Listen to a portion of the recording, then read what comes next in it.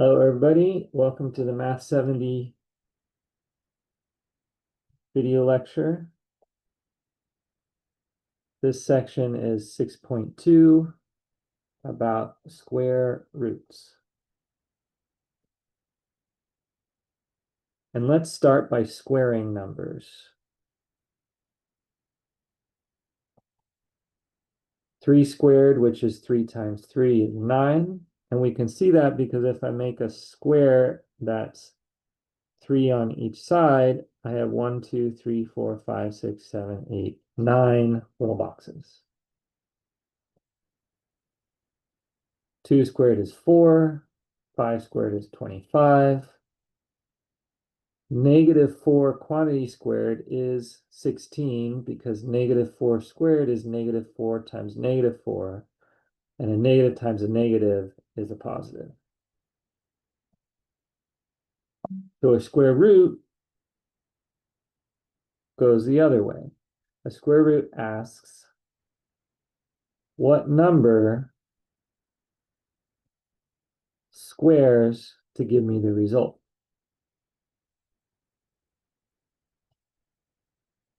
So if I ask, what number squares to equal 49, we're saying I have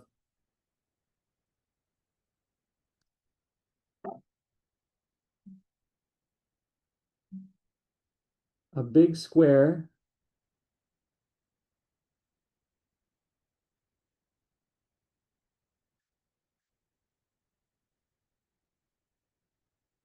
with an area of 49, and I want to know what's the side length. And our symbol for that, as we've done a number of times, is square root of 49, and that's 7 because 7 squared equals 49.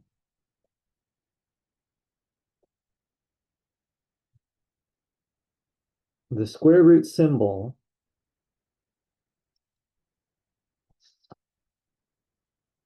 always produces a positive number. And let me explain what I mean by that. I know that 4 squared equals 16, but I also know that -4 squared equals 16. So there are actually two numbers that square to equal 16, but if I ask you for the square root of 16, this is the positive number that squares to 16. And so positive number that squares to 16 is positive 4. All right, that's the basics. Now let's do some extensions. What positive number squares to equal 9? So I'm asking what is the square root of 9, and you would say 3 because 3 squared equals 9. Now let me ask you, what positive number squares to equal -9? So let's think about it. My options have to be something to do with 3. I know that because the square root of 9 is 3. So if I want square root of -9, it should have something to do with 3. Well, is it 3? Let's check. 3 times 3 is 9, not -9. So no, the square root of -9 is not 3. What about the square root of -9? Could it equal -3? -3 times -3, a negative times a negative is still a positive. So the square root of -9 is not -3. And in fact, there is no real number, no number that we work with that squares to equal -9. And so from our perspective, our rule is you cannot take the square root of a negative number.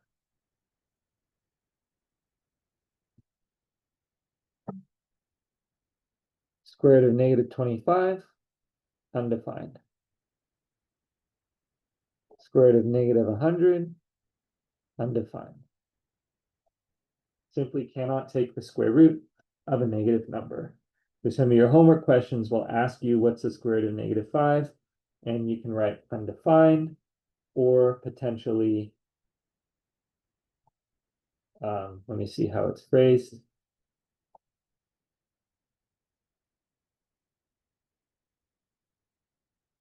NR, not a real number. So I could write this as NR for not a real number. Let's compare that to something that looks very similar, but is actually different. So let me do this.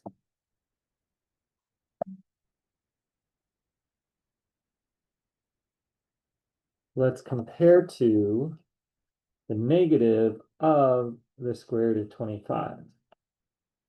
Well, this is the negative of the square root of 25. And I know that the square root of -25 is 5. And so negative on the outside works just fine. Negative of the square root of 25 is -5. No problem. The negative of the square root of 100 is -10. No problem. The square root of -64 is not real because the negative is on the inside. Slight change in where the negative sign goes gives you a different type of result. If you remember in an earlier video, when I was talking about the 2 mathematical rules we don't break,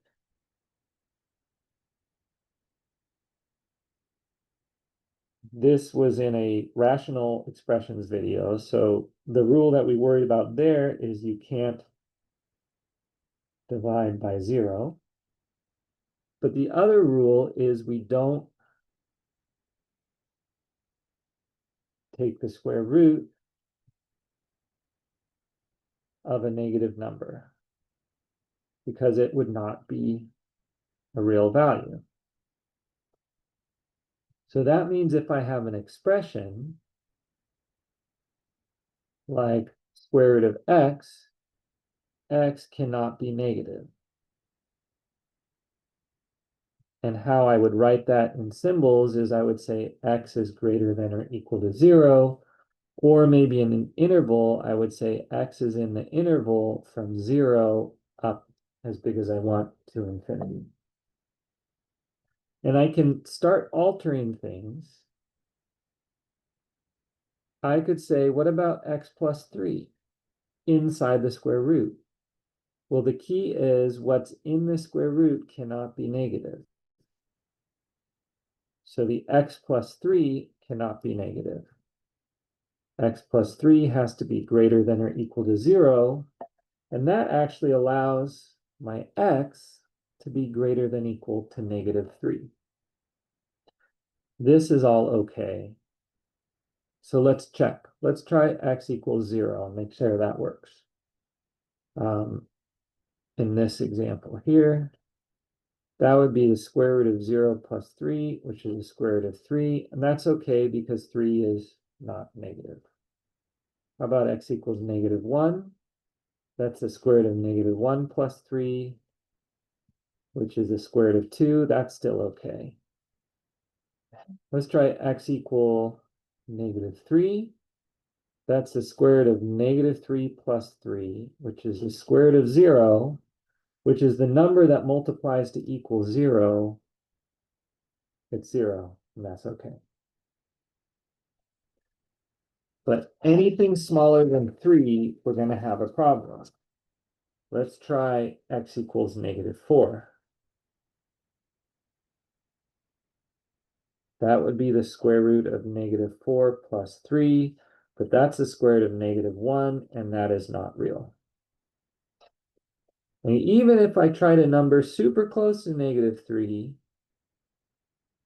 but just a little bit more negative, that would be the square root of -3.0001 plus 3, which is the square root of -0.0001, but that's still the square root of a negative number, and so that's not real. So in order to evaluate the square root of x plus 3, the inside cannot be negative, so in this case, x has to be greater than or equal to -3. Let's do another example. Let's look at the square root of 2x minus 8. Well, again, what's inside the square root, the 2x minus 8, has to be greater than or equal to 0. So I'm going to solve for x.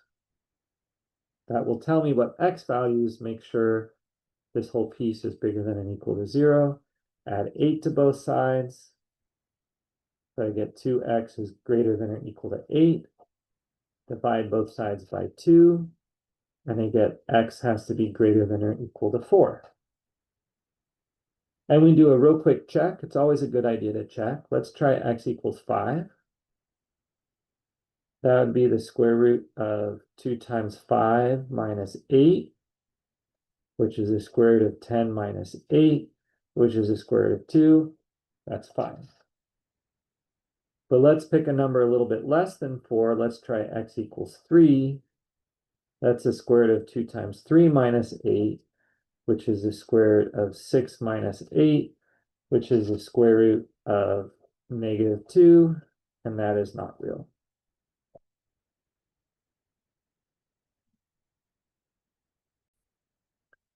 All right, so these two types of questions here, these are about finding acceptable values for x. And you just have to remember that the acceptable values for x make sure that the whole inside is greater than or equal to 0.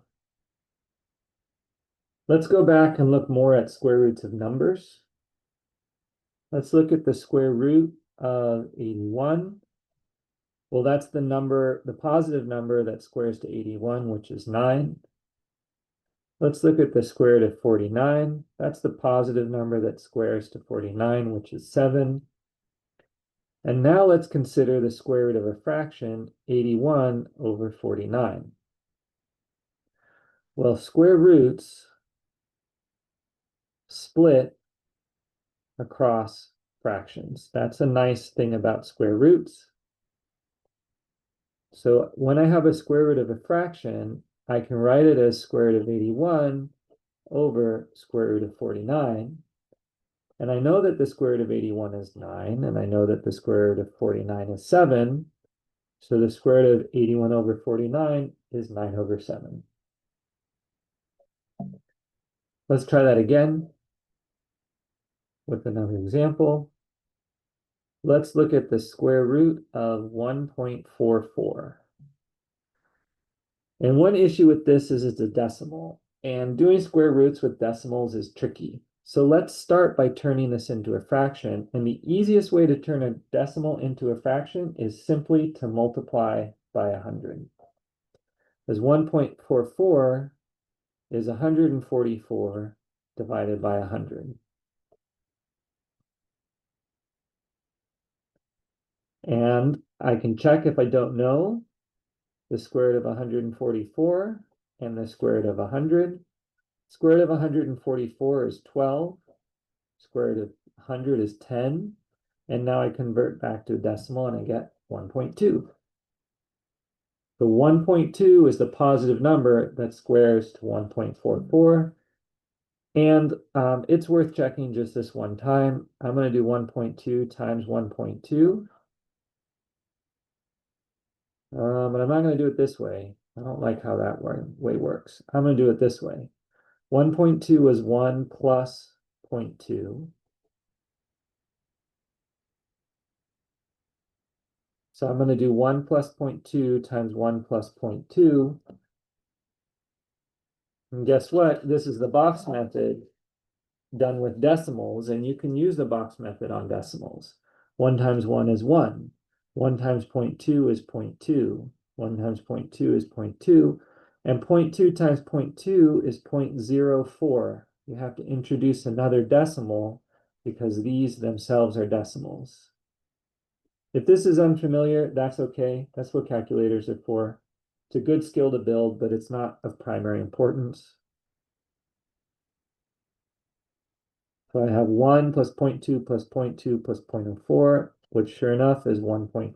All right, let's do another example. This one's a little tricky.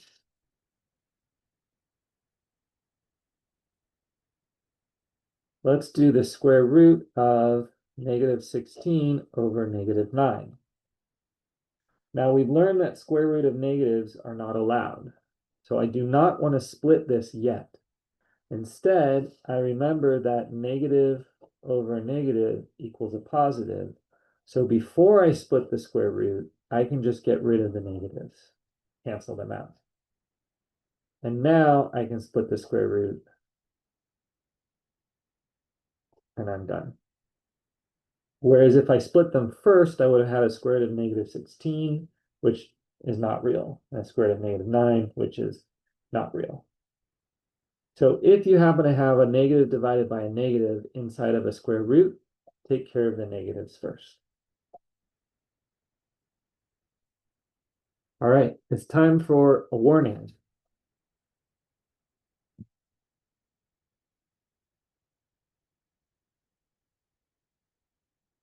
Square roots split over division, and actually they also split over multiplication, which we're going to look at in a little bit.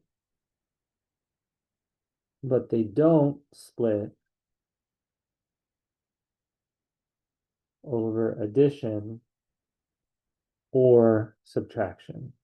And the easiest way to show you that is just to give you an example. Let's take the square root of 9 plus 16. Now, I'm going to do the proper way first using PEMDAS. 9 plus 16 is 25, and the square root of 25 is 5. This is absolutely correct. And in fact, this is a fun thing that I can illustrate. If I take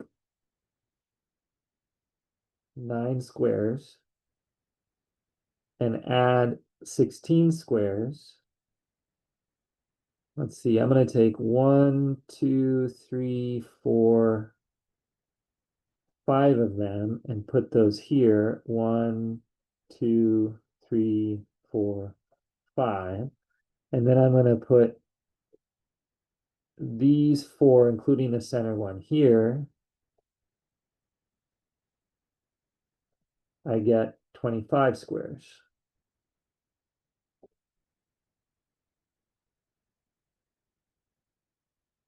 And the square root of 25 is 5. But now let's look at what if we did it the wrong way. If I have square root of 9 plus 16 and I try to split it, question mark there, square root of 9 is 3, square root of 16 is 4. Add them up, I get 7. So you cannot split a square root across addition. Same thing for subtraction. And same thing when you have variables. Can I say that's the square root of x squared plus the square root of 16, which is x plus 4? No, I cannot. So you cannot split square roots over addition or subtraction, but you can split them over division and multiplication. So let's look at an example of splitting a square root over multiplication.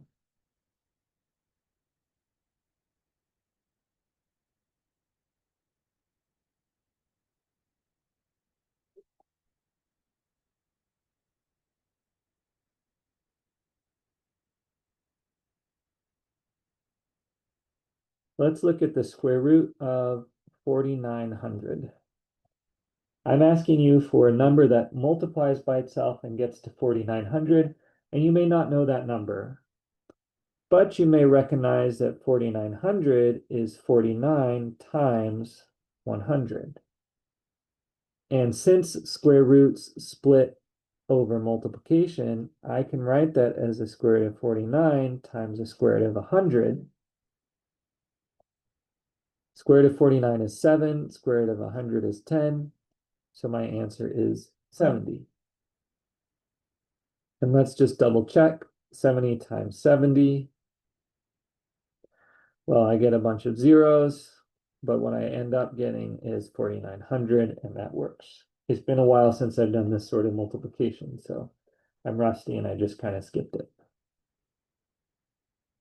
Let's look at another example.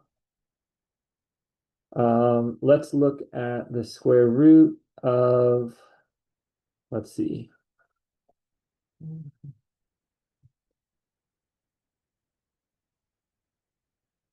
Hold on one second. I got to come up with one. All right, let's do 324 times x squared, all in a square root. Notice that's multiplication. So the first thing I can do is I can split off the x squared. And the square root of x squared is just going to be x. Now, 324, that's actually divisible by 4, and it's 4 times 81.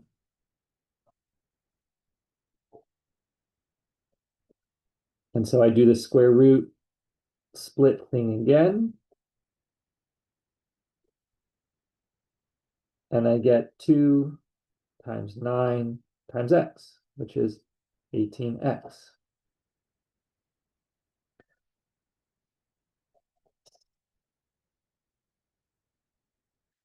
One thing that's challenging about this is figuring out how do I break up my big number into smaller numbers. And that's going to bring us back to our prime factorization skills. So let's just do a quick review. Let's factor 324 into primes. 324, well, the first thing I'm going to do is I'm going to recognize that's an even number. So that's 2 times, let's see, 150 plus 12, I think, which is 172. No, 162, 162. And 162 itself is divisible by 2. And 81 is divisible by 3. 27 is divisible by 3. And when I get it all down into primes, 324 is 2 times 2 times 3 times 3 times 3 times 3. And so if we want to square root 324, we are square rooting 2 times 2 times 3 times 3 times 3 times 3 times 3. And every time we square root, we take this pair and we cancel one of them and pull it outside the square root. And we take this pair and cancel one of them and pull it outside the square root. And we take this pair and cancel one of them and pull it outside the square root, and we get 18.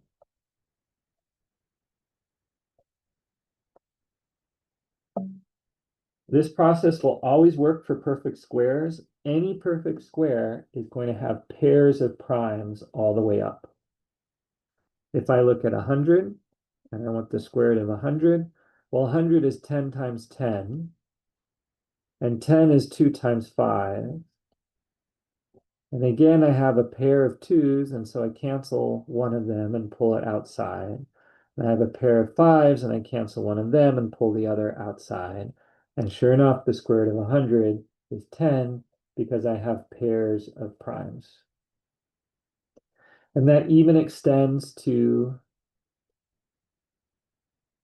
variables. X squared y to the fourth. They're all multiplied, so I can split my square roots. But it can be helpful to see how it would work if I split them all into primes, treating my variables as primes. 144 is 2 times 2 times 2 times 2 times 3 times 3. And if that's not immediately obvious to you, that's okay. You're practicing it. And then I have a pair of x's, and I have 4 of the y's. And so I'm just going to find pairs of my primes, cancel one, and pull the other outside. Pair of primes, cancel one, pull the other outside. Pair of primes, cancel one, pull the other outside. Pair of x's, cancel one, pull the other outside. Pair of y's, and another pair of y's. And what I end up with is 2 times 2 times 3, which is 12, x, y squared. You might have seen 144 is 12 squared, so you could skip the prime piece. That's totally fine. And you might know that the square root of x squared is x, and if it's y to the fourth, the square root is y squared. There's not a problem with going straight from here to here, but this skill is pretty valuable when you have to simplify a square root that isn't a perfect square.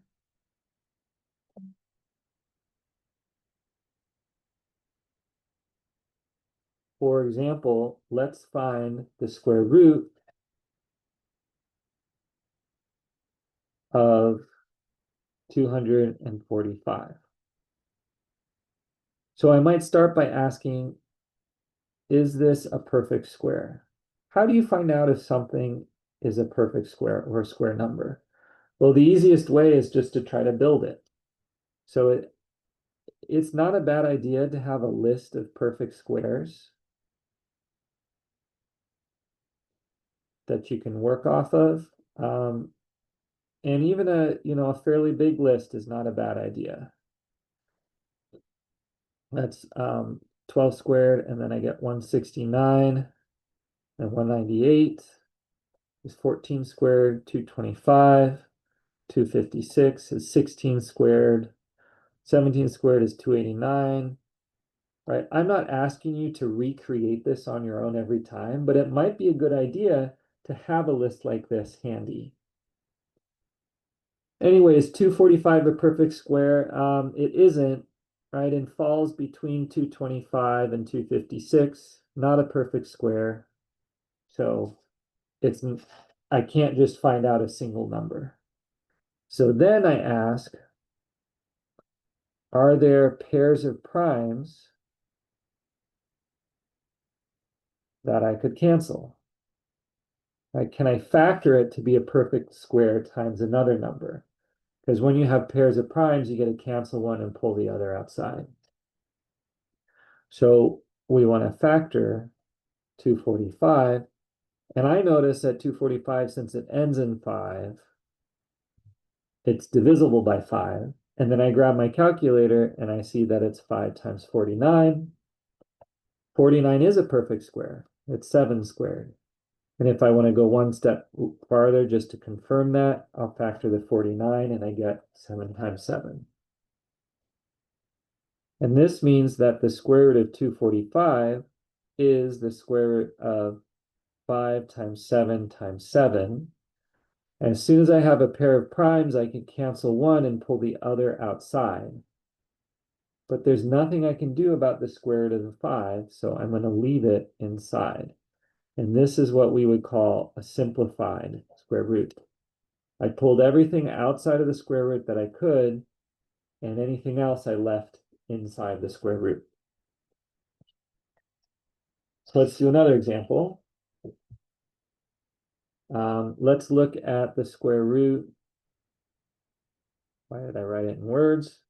How about the square root of 300? Not a perfect square, but I do know that the square root of 300 is a square root of 3 times 100. Here I don't need my primes because 100 is simple enough. I know already that 100 is 10 times 10. And that pair of numbers means I can cancel one and pull the other outside. and I have 10 times the square root of 3. Square root of 3 doesn't simplify anymore, and so I leave it like that. How about the square root of 1800? This is maybe a little more tricky, but again, I know that there's an 18 times a 100. That's good because a 100 is 10 times 10. I'm going to break the 18 down into its prime factors. 18 is 2 times 3 times 3. And then the 100 is a 10 times 10. And now I have a pair of 3s, so I can cancel 1 and bring the other outside. A pair of 10s, so I can cancel 1 and bring the other outside. And then that square root of 2 is left in there. And 3 times 10 is 30.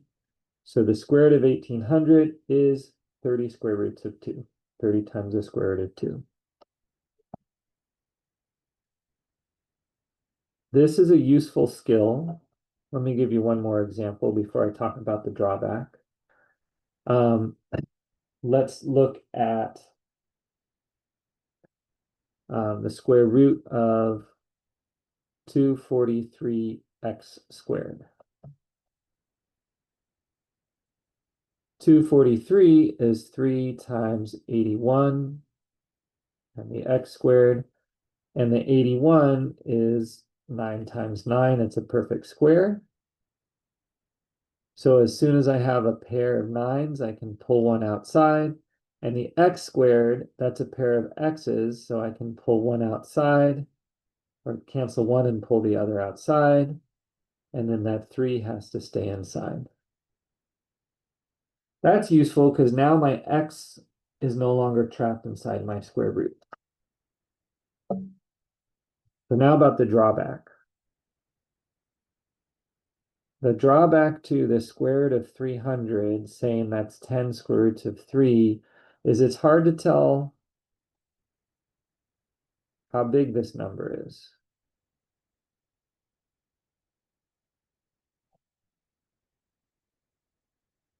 Ten times the square root of 3. Well, it's not about 10 because it's being multiplied by another number. So a decimal approximation is useful to see how big, to see the size of the number. 10 square roots of 3, if I put that into my calculator or Desmos, for example, you won't see it, but I'm going to do it here, is about 17.3. And now I know about how big that number is. So decimals are useful. This is not an exact answer. We lose precision, but we gain understanding. Same kind of idea, 30 square roots of 2, or the square root of 1800, is 30 square roots of 2, but I don't know how big that is, more or less. So I put it into my calculator, and I get it's 42.43 approximately. Not exact, but now I know about how big it is. Okay, that does it for this chapter. Thanks for watching.